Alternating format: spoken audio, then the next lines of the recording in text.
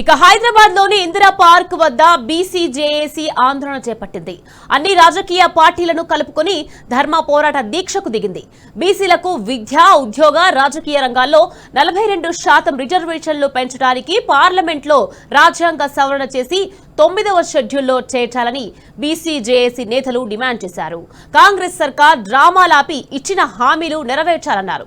లేకుంటే ఆందోళన తీవ్రతరం చేస్తామని బీసీజేఏసీ హెచ్చరించింది. మరింత సమాచారం మా ప్రతినిధి మహేష్ అందిస్తారు.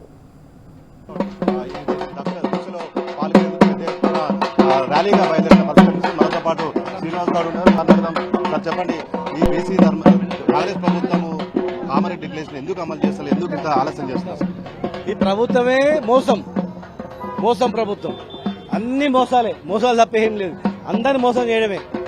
ఓట్లు కావాలి, సీట్లు వాళ్ళకి కావాలి, ప్రజల ఓట్లు కావాలి, వీళ్ళ ఓట్లు కావాలి.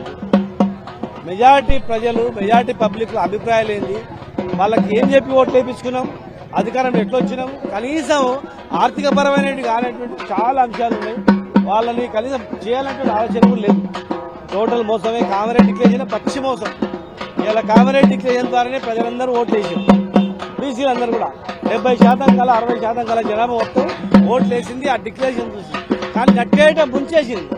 విద్యార్థులను ముంచింది, కుల వృత్తులను ముంచింది, ప్రజలను ముంచింది. రిజర్వేషన్ లేదు, ఏం లేదు. ఇలా 42% రిజర్వేషన్ అని చెప్పి పచ్చి దగా మోసం. ఇది మోసం చేసి ఇలా ఏదో సాకులు చెప్తా ఉంది. రిజర్వేషన్ ఎట్లా వస్తుంది? పార్లమెంట్ లో చట్టం తేవాలా, పార్లమెంట్ ద్వారా తేవాలా. ఎవరు అడగల, ప్రధానమంత్రిని అడగరు. పార్లమెంట్ ఒక ఎంపీ మాట్లాడు. ఒక ఎంపీ ఉండి కేసీఆర్ తెలంగాణ తెచ్చిండు. వీళ్ళ 240 మంది ఎంపీలు ఉన్నారు కాంగ్రెస్ కు, వాళ్ళ కూటమికి. ఒక్కనాడు పార్లమెంట్ లో ప్రస్తావన లేదు, ఏం లేదు. ఇలా మళ్ళా స్థానిక సంస్థలలో ఏదో సాగు చెప్పి పోవాలని ప్రారంభం చేస్తుంది. ఎట్టి పరిస్థితుల్లో దీన్ని అడ్డుకుంటాం. గ్యారంటీగా మోసాలు ఎన్ని రోజులు నడవు. 99 మోసాలు అయిపోయినాయి. శిశుపాలన లాగా 100 అయింది దీని తర్వాత ఇంకేమున్నదు. ఖచ్చితంగా ప్రజల ఆగ్రహానికి గురికా తప్పదు.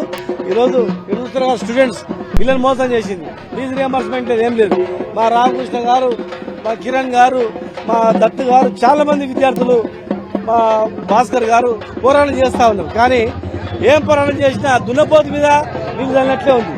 కనుక 99 తప్పులు అయిపోయినాయి. ఇవాళ అమలు చేయకపోతే మాత్రం గ్యారంటీగా వీళ్ళని నిలదీస్తాం, వెంటాడతాం. ధర్మ పోరాట దీక్ష ద్వారా రాష్ట్ర ప్రభుత్వం ఏం డిమాండ్ చేస్తారు? 42% రిజర్వేషన్ ఇవ్వాలి, విద్యా ఉద్యోగాల్లో రిజర్వేషన్ ఇవ్వాలి, ఎడ్యుకేషన్ లో ఇవ్వాలి, ఎంప్లాయ్మెంట్ లో ఇవ్వాలి, పొలిటికల్ రిజర్వేషన్ ఇవ్వాలి.